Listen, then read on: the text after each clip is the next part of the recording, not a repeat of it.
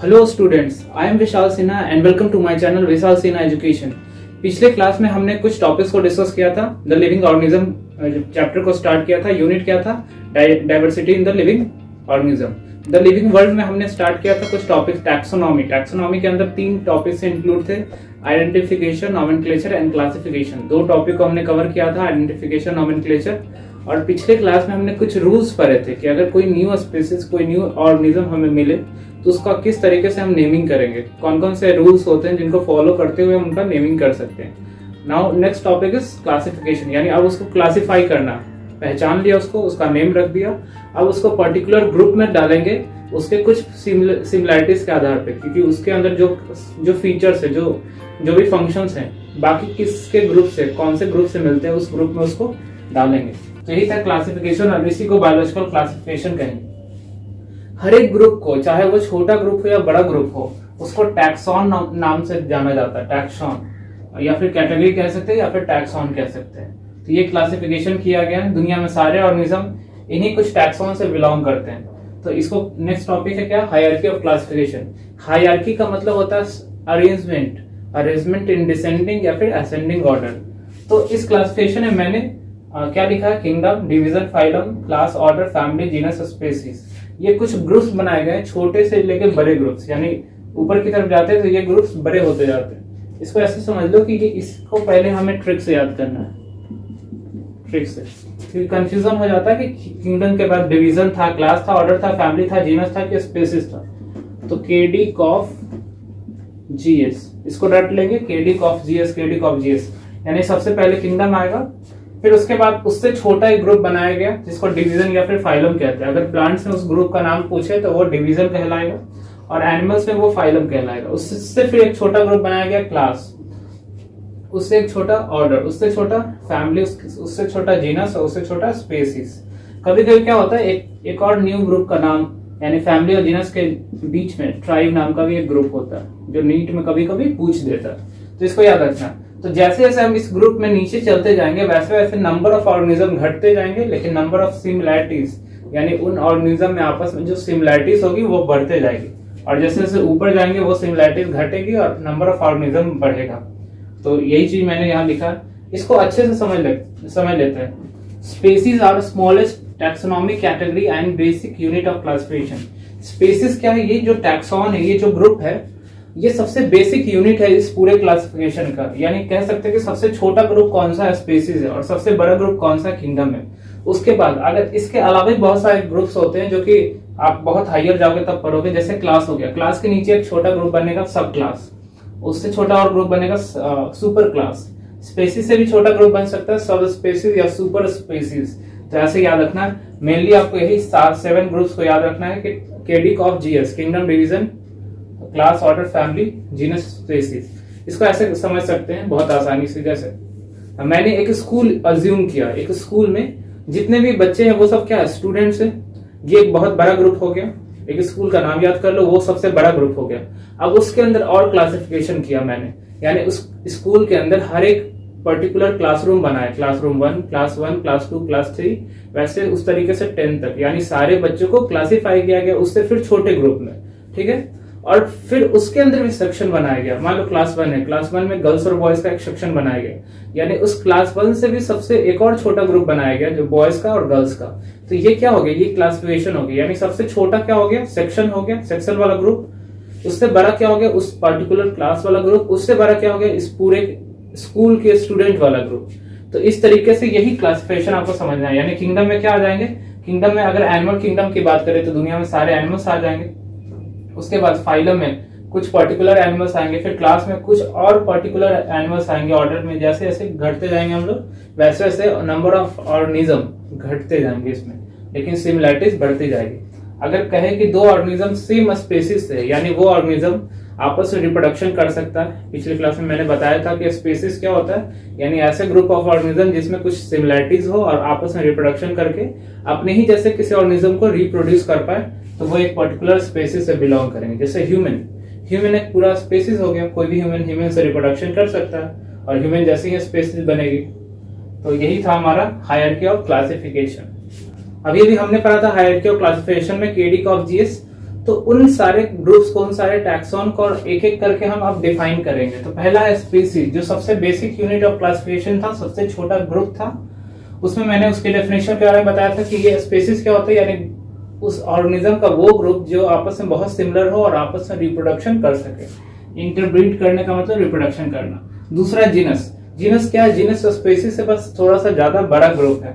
Species, genus में अ group of species, इसमें बहुत सारी स्पीसीज सेम ही जीनस से बिलोंग करती है, लेकिन स्पीसीज अलग अलग। जैसे समझ लो पोटैटो, ब्रिंजल, मकोई, ये तीन। पोटैटो का नाम क्या है? सोलनम ट्यूबरेशम, ये साइंटिफिक नेम है।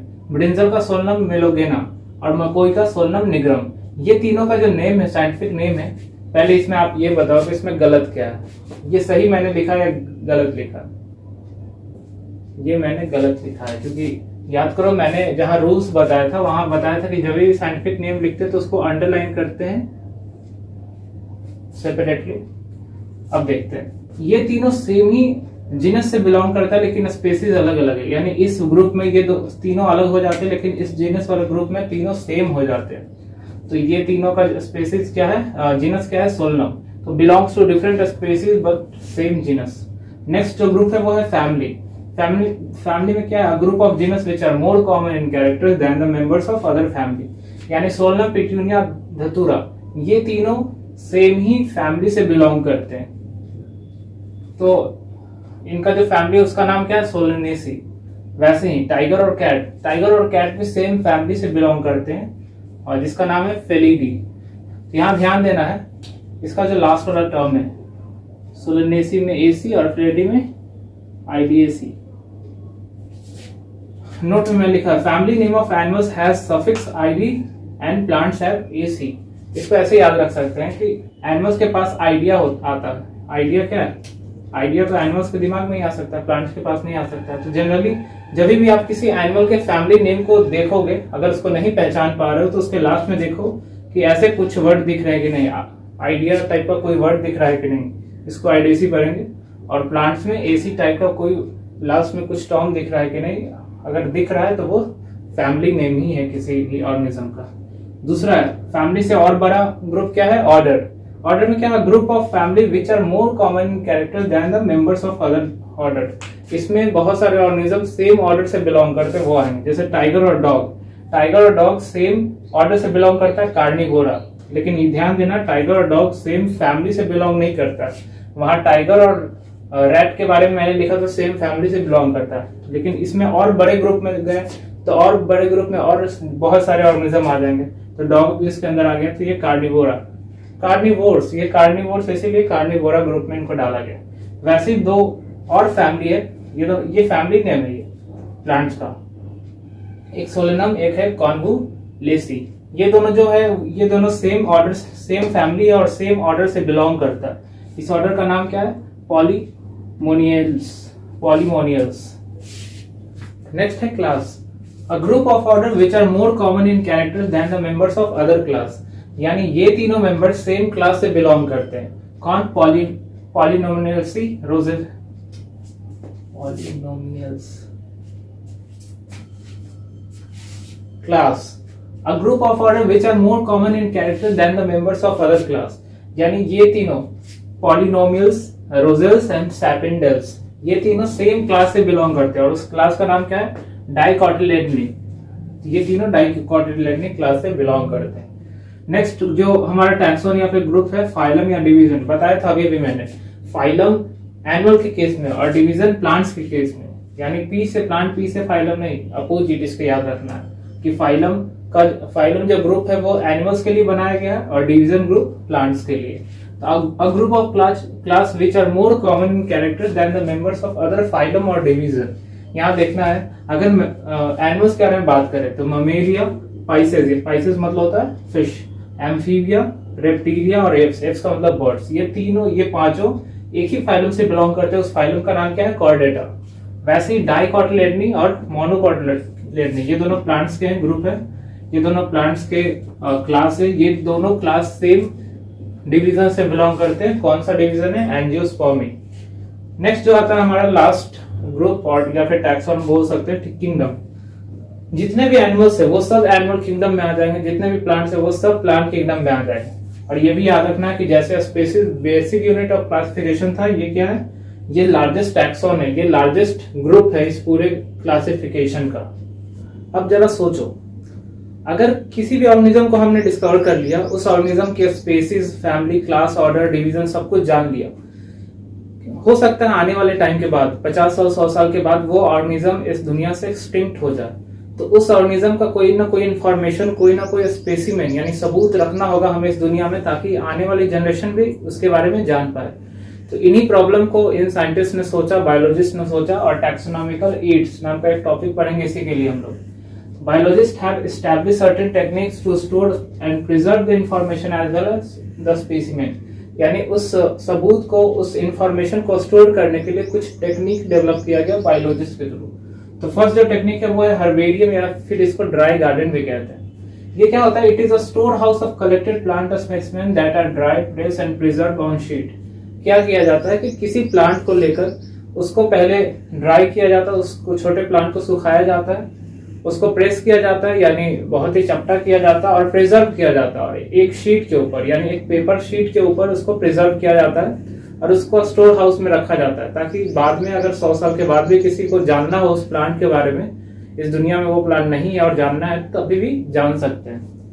Here specimen are arranged in the sheet according to universally accepted system of classification, यानी कि एक सिस्टम के थ्रू इसको सारा रखना होगा, सारे प्रोसेस को परफॉर्म करना होगा, क्योंकि हमने पहले भी कुछ रूल्स एंड रेगुलेशन पढ़े हैं, तो इसके लिए भी कुछ रूल्स एंड रेगुलेशन है। नेक्स्ट है, these specimen along with their description और herbarium sheet, these sheets also carry a label, यानी क्या कह रहा है कि जब इस शीट पे उस प्लांट के स्पेसिमन यानी प्लांट के उस सबूत को, उस टुकड़े को, अगर कोई भी पार्ट को अगर रखेंगे, तो उस शीट के साथ साथ हम मेंशन करेंगे वो प्लांट क्या है, वो प्लांट का नेम क्या है, क्या क्या मेंशन करेंगे हमें दिखा।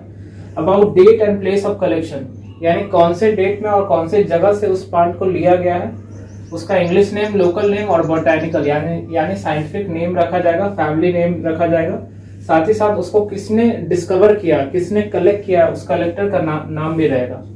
इस पॉइंट को हल्के में ना लें, इस पॉइंट से बहुत सारे क्वेश्चंस आ चुके हैं नीट के अंदर भी और बोर्ड के अंदर भी, इसीलिए इस पॉइंट को ध्यान से देखेंगे। साथ ही साथ it is use for quick reference system, ये एक ऐसा सिस्टम जिसमें हम आसानी से किसी का इंफॉर्मेशन जान सकते हैं, यानी अगर किसी प्लांट को देखो तो उसके फैमिली और डिवीजन को पता करने के लिए काफी समय लग जाएगा, लेकिन अगर हमारे पास वो हर्बेरियम शीट है तो हम आसानी से उस प्लांट के स्पेसिमेन को भी देख पाएंगे और उसका डेट, कलेक्ट, स्पेसीज सब कुछ उसके बारे में जान पाएंगे। कुछ फेमस हर्बेरियम है इस दुनिया में, तो पहला है दुनिया का सबसे बड़ा herbarium at royal botanical garden, ये क्यू में है जो लंदन में स्थित है, ये लार्जेस्ट हर्बेरियम है दुनिया का। और अगर इंडिया की बात की जाए तो इंडिया में central national herbarium of Indian botanical garden, यानी ये बोटेनिकल गार्डन के अंदर ये हर्बेरियम स्टोर हाउस है जो कि कोलकाता में स्थित है, और ये लार्जेस्ट हर्बेरियम है इंडिया का। एक और चीज आपको दिखा हुई है, बोटेनिकल गार्डन क्या है, तो पढ़ते हैं next topic, botanical gardens. These botanical gardens have collection of living plants for reference, यानी अभी हमने हर्बेरियम पढ़ा था, उसमें क्या था, रेफरेंस के लिए हम किसी प्लांट, डेड प्लांट को लेते थे, लेकिन यहाँ लिविंग प्लांट्स होंगे, बस यही डिफरेंस है बोटेनिकल गार्डन और हर्बेरियम में।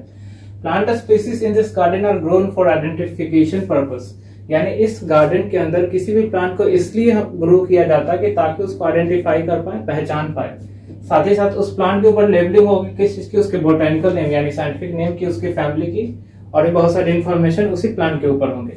तो उसका एग्जांपल है नेशनल बोटेनिकल रिसर्च इंस्टीट्यूट, ये लखनऊ में। साथ ही साथ हमने हर्बेरियम में जो 2 एग्जांपल पढ़े, वो दोनों एग्जांपल इसके अंदर आ सकते हैं, क्योंकि अगर आप ध्यान से देखो तो वहां मैंने बोटेनिकल गार्डन ही बताया था, उसके अंदर कुछ स्टोर हाउस होते हैं जिनको हर्बेरियम कहा जाता है, तो उन गार्डन्स के अंदर हर्बेरियम भी होता है और बोटेनिकल गार्डन्स भी होते हैं। नेक्स्ट है म्यूजियम, ये म्यूजियम जनरली स्कूल्स और कॉलेजेस में होते हैं, और ये इसलिए भी होता है कि बायोलॉजिकल म्यूजियम इसको कह सकते हैं।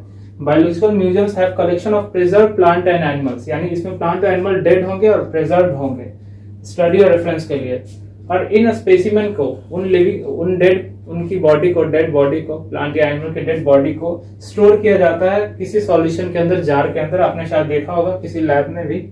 नेक्स्ट है प्लांट एंड एनिमल स्पेसिमेन में also be preserve in dry specimen, उन प्लांट और एनिमल की जो स्पेसिमेन है, उसका जो डेड बॉडी है, उसको ड्राई फॉर्म में भी रखा जाता है वहाँ जो इंसेक्ट है, इंसेक्ट को क्या किया जाता है, इंसेक्ट बॉक्सेस में रखा जाता है, उनको कलेक्ट करके मार्कर और पिनिंग करके उस बॉक्सेस के अंदर पिनिंग कर दी जाती है उन इंसेक्ट की, ताकि हम आसानी से उसके बारे में जान सकें। Larger animals like birds and mammals are stuffed and preserve. और बड़े एनिमल्स को क्या किया जाता है, स्टफ्ड किया जाता है और प्रिजर्व किया जाता है, ताकि उन बड़े एनिमल्स के बारे में भी बच्चे जान पाए। जो हमारा फोर्थ टैक्सोनॉमिकल एड्स है वो क्या है, जूलॉजिकल पार्क या फिर जू भी कहते हैं, कि हम जानते हैं इसके बारे में। यहाँ क्या वाइल्ड एनिमल्स को रखा जाता है, हम लोग जाते हैं, एंजॉय करते हैं और उसके बारे में जानते हैं। नेक्स्ट है की, जो कि इंपॉर्टेंट होता है। तो की एक लिस्ट है, बहुत सारे स्टेटमेंट्स का एक लिस्ट है। की is used for identification of plants and animals based on similarities and dissimilarities. यानी की का यूज किस लिए करते हैं, हम किसी प्लांट या किसी एनिमल को लिए उससे मैच करा सकते हैं उनके स्टेटमेंट से, कि ये प्लांट में कौन कौन से सिमिलैरिटीज इस की के स्टेटमेंट से मैच करती है और कौन कौन नहीं करती है। दूसरा है the key are based on contrasting character generally in a pair called couplet. इस की में हमेशा दो स्टेटमेंट्स होते हैं, अपोजिट स्टेटमेंट। मान लो आप किसी ऑर्गेनिज्म को लेके जा रहे हो, तो उसके फीचर्स, मान लो फ्लावर उसमें है या नहीं है, एक प्लांट को लिया उसमें फ्लावर है या नहीं है, तो उस स्टेटमेंट से मैच कर सकते हैं। अगर फ्लावर है तो ये पर्टिकुलर ग्रुप से शो करेगा, तो ये कीज हम देख सकते हैं, कीज के हेल्प से कर सकते हैं। तो इन दो टाइप के स्टेटमेंट को कहा जाता है कपलेट उनके अंदर, और जो कि चॉइस करने में काफी आसान होता है दो चीजों के बारे में। नेक्स्ट, ईच स्टेटमेंट ऑफ की इज कॉल्ड लेट। यानी हर एक स्टेटमेंट को क्या कहा जाता है, लेट कहा जाता है। और कपल में होंगे तो दो होंगे तो couplet. Keys are generally analytical in nature.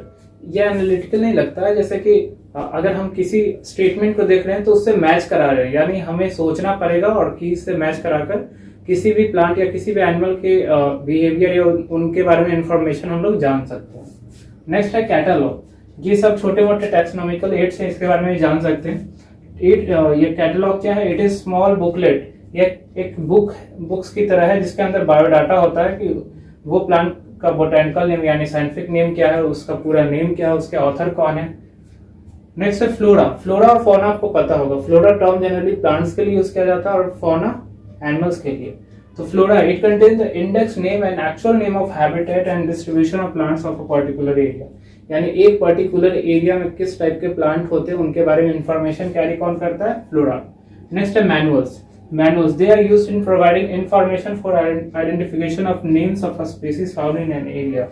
यानी एक पर्टिकुलर एरिया में एक स्पेसीज के बारे में सिर्फ एक स्पेसीज के बारे में इंफॉर्मेशन ये रखेंगे, जिनको मैनुअल्स कहा जाएगा। और लास्ट वन है हमारा मोनोग्राफ्स। मोनोग्राफ्स क्या होता है, जो किसी एक ग्रुप के बारे में इंफॉर्मेशन रखता है। मान लो वो सिर्फ क्लासेस के बारे में बताता है, हो सकता है वो सिर्फ ऑर्डर्स के बारे में, किसी एनिमल के ऑर्डर्स के बारे में बताता है, तो सिर्फ एक ही ग्रुप्स या फिर एक ही टैक्सॉन का इंफॉर्मेशन देगा, मोनोग्राफ्स।